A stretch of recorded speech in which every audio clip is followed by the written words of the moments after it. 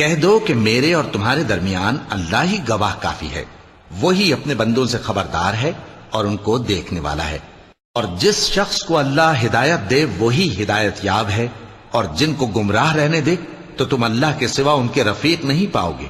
اور ہم ان کو قیامت کے دن اوندھے منہ، اندھے، گونگے اور بہرے بنا کر اٹھائیں گے، اور ان کا ٹھکانہ دوزخ ہے۔ جب اس کی آگ بجھنے کو ہوگی تو ہم ان کو عذاب دینے کے لیے اسے اور بھڑکا دیں گے۔ یہ ان کی سزا ہے، اس لیے کہ وہ ہماری آیتوں سے کفر کرتے تھے اور کہتے تھے کہ جب ہم مر کر بوسیدہ ہڈیاں اور ریزہ ریزہ ہو جائیں گے تو کیا اثر نو پیدا کیے جائیں گے؟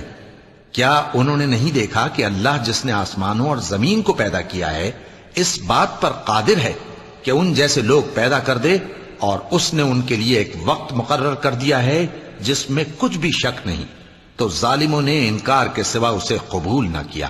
کہہ دو کہ اگر میرے پروردگار کی رحمت کے خزانے تمہارے ہاتھ میں ہوتے تو تم خرچ ہو جانے کے خوف سے ان کو بند کر رکھتے، اور انسان دل کا بہت تنگ ہے۔